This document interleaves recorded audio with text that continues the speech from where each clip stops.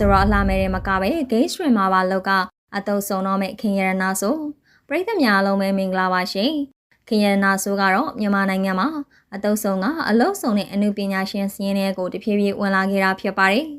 အဆိုတော့တယောက်အနေနဲ့အမှုပညာလောကတွေကိုဝင်လာခဲ့ကပြိုင်ပွဲတွေဝင်ပြိုင်ခဲ့ပြီးနာမည်ကြီးလာခဲ့တာဖြစ်ပါတယ်အဆိုတော့အလုံးနဲ့ရက်တီကတည်ငြိမ်နေတဲ့အချိန်မှာခင်ရတနာဆိုကဒီနှစ်ထဲမှာအလှမဲ့အဖြစ်ဝင်ပြိုင်ခဲ့တာပါအစရောတယောက်ကမထင်မှတ်ထားပဲအလှမဲ့အဖြစ်ဝင်ပြိုင်တာကြောင့်ဝေဖန်မှုကလည်းအတော်လေးကိုမြင့်တက်ခဲ့ပြန်တာပါခင်ရနာဆိုကအလှမဲ့နဲ့အစရောလိုင်းကိုပိုးနေတယ်လို့လူအများကဝေဖန်နေချိန်မှာနောက်ထပ်အလုပ်တစ်ခုကိုပြောင်းခဲ့တာဖြစ်ပါတယ်ခင်ရနာဆိုကအခုဆိုရင်ဂိမ်းစထရီမာနဲ့ပေရဲကိုလက်ပစ်ကူတော့မှဖြစ်ပါတယ်ခင်ရနာဆိုကဂိမ်းဆော့တဲ့အလုပ်ကိုအရင်ကတော့ချပြထားတာမျိုးမရှိပါဘူးဂိမ်းဆော့နေတယ်လို့လည်းမသိရပဲအခုမှသာဂိမ်းထားဆော့ရမယ်ဆိုတာကြောင့်တချို့ကလည်းအံ့အားသင့်နေကြတာပါခင်ရနာဆိုကတော့သူကိုယ်တိုင်ကအရင်ကတည်းကဂိမ်းဆော့နေတာလို့ဆိုပါတယ်ဂိမ်းဆော့နေကြဖြစ်တယ်လို့အရန်ကိုကျွမ်းကျင်နေပြီလို့လည်းဆိုပါတယ်ခင်ရနာဆိုကအားတဲ့အချိန်ဆိုဂိမ်းဆော့ရတာကိုလည်းခင်ရနာဆိုကအားတဲ့အချိန်ဆိုဂိမ်းဆော့ရတာကိုလည်းအတော်လေးကိုကြိုက်တာပါပြင်းရင်လည်းဂိမ်းဆော့တယ်လို့စိတ်ညစ်လာရင်လည်းဂိမ်းဆော့နေတတ်တာပါသူအနေနဲ့လွန်ခဲ့တဲ့9နှစ်လောက်ကတည်းကဂိမ်းဆော့ခဲ့တာဖြစ်ပါတယ်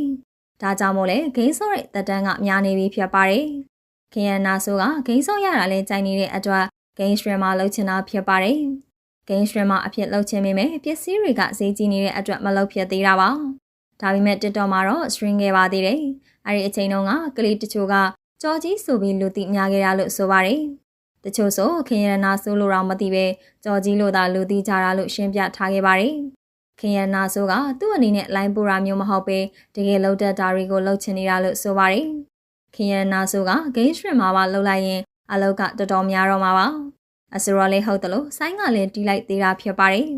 ဒါအပြင်အလှမေတယောက်အနေနဲ့လည်းရှောက်လန်းနေသေးခဲ့တာဖြစ်တယ်လို့နောက်ထပ်လည်းပြိုင်အောင်မလို့သိရပါတယ် Miss Universe တယောက်ဖြစ်တဲ့အတွက်ပြိုင်ပွဲတွေကိုထပ်ပြိုင်ဖို့စဉ်းစားထားတာပါဒါအပြင်ခင်ရနာဆိုကဂိမ်းစထရီမှာပါလှုပ်တော့မှာမို့အားလုံးကတော့အတုပ်ဆောင်အလုံးစုံလို့စားနောက်နေကြတာဖြစ်ပါတယ်။ခင်ရနာဆိုကလည်းလူတွေဝေဖန်မှာကိုကြိုးသိတဲ့အတွက်လိုင်းပူရာမဟုတ်ဘူးလို့ကြိုးပြောလာခဲ့ပါတယ်။လိုင်းပူရာမဟုတ်ပေသူတက်မြောက်တာတွေကိုသာချပြတာဖြစ်ပါတယ်။ခင်ရနာဆိုကအစရောအနေနဲ့လည်းပညာကျွဲဝနေတာမို့ဒိုင်းလေးလောက်ခဲ့ပါသေးတယ်။လက်တလုံးမှာတော့မြန်မာစတာကနေဒိုင်းအဖြစ်နှုတ်ထွက်ထားတာဖြစ်ပါတယ်။ခင်ရနာဆိုကဂိမ်းစထရီမှာအနေနဲ့ချက်ချင်းလောက်ဖြစ်မှာတော့မဟုတ်ပါဘူး။နောက်ကြရင်တော့အဲ့ဒီအလုပ်ကိုလည်းလောက်ကရက်တီအောင်ပါပါခင်ရနာဆိုကကိုချတော့ပေါ်ကိုရက်နေရတာဖြစ်ပြီးမိဘကိုလည်းလှုပ်ကြွေးနေတာပါသူဝါဒနာပါရအလုပ်တွေလုပ်တယ်လို့မိဘရဲ့ကိုပိုင်အလုပ်ဖြစ်တဲ့ဆိုင်ဝမ်အလုပ်ကိုလည်းအထိမခံပါဘူးဆိုင်ဝမ်အလုပ်ကိုလည်းသူကိုယ်တိုင်လိုက်ဦးစီးပေးနေတာပါခင်ရနာဆိုကဆိုင်ဝမ်မှာဆိုလေကိုယ်တိုင်ဝင်တီးကတညကိုသိန်း100ဝန်းကျင်အထိရရှိနေတာဖြစ်ပါတယ်ပွဲရသည်ရောက်ပြီဆိုမအားမလန့်အောင်အလုပ်တွေလုပ်နေရတာဖြစ်ပါတယ်